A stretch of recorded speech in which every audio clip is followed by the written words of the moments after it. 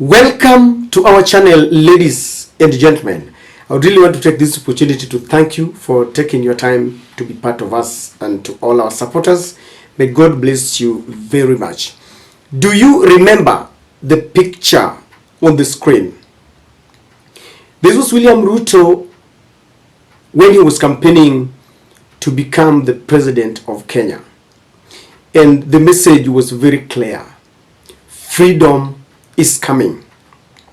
He explained very articulately that this was going to be freedom from the high cost of living, freedom from the high cost of basic commodities like unga, fuel, electricity, school fees. I will leave you to judge for yourself whether you really have that freedom. It was freedom from demolition of buildings, because I remember so well when the Uhuru regime, when they were together, demolished some houses, and he said in his regime no one will suffer such losses. They would have an amicable solution if need occurs. And there was going to be freedom from debts, because he had accused Uhuru Kenyatta of taking too much debts from the international community, including China. Do you think we have that freedom of liberation? And I remember then songs were composed praising William Ruto, because people did not shy away from expressing their feelings, especially the so-called hustlers. And today, just 1 year down the line, ladies and gentlemen, things are different, and more songs are being composed to condemn the kind of leadership that we have. Sababu tunaogopa kuchagua viongozi, sababu nitajenga daraja, nitawajengea shule, nitaleta umeme, nichagueni mimi.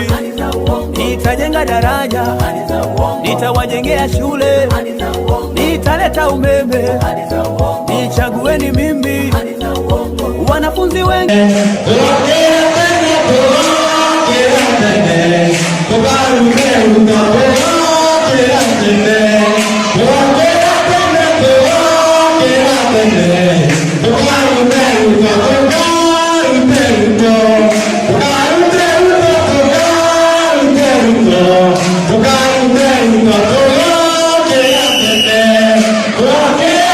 It is very clear that Kenyans are tired, because people didn't just wake up and decided to compose such songs, including the hustlers who voted for William Ruto in the larger Mount Kenya region.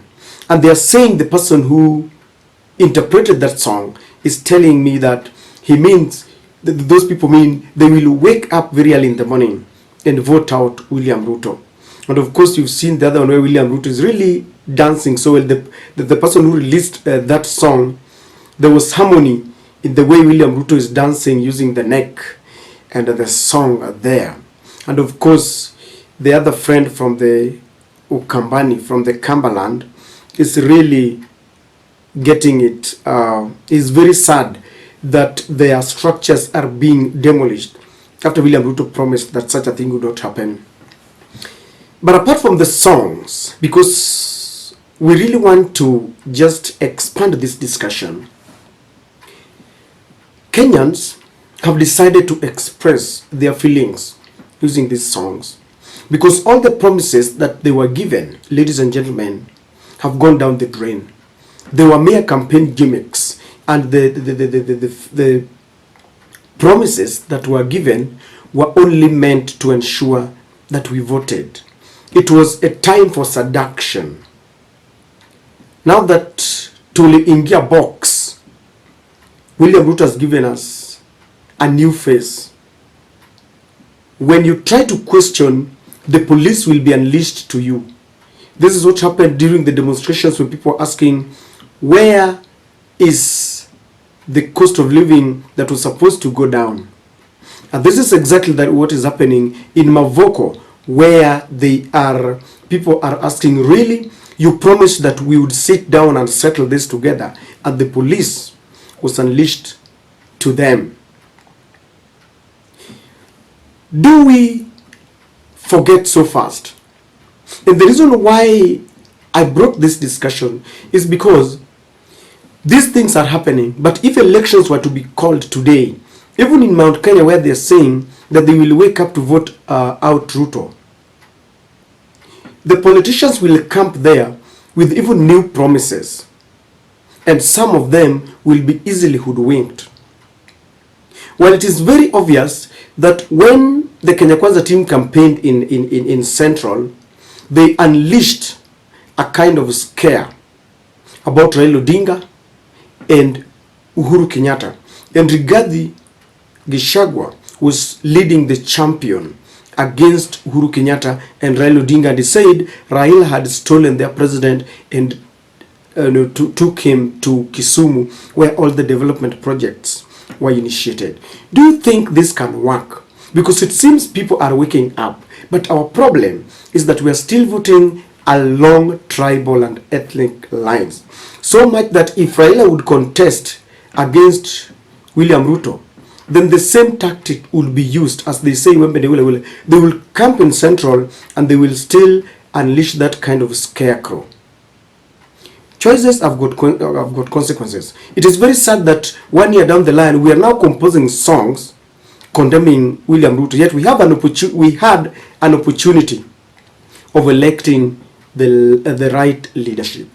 This is a blow to Rigathi Gachagua, because recently he said that he wants to increase the shares that they have in government so that they would have more. Yet people are composing songs condemning William Ruto, and they're ready to wake up in the morning to vote him out. Will Rigathi Gachagua succeed in uniting Mount Kenya if youths are composing such songs? Because people have begun removing their heads from the sand like the proverbial ostrich.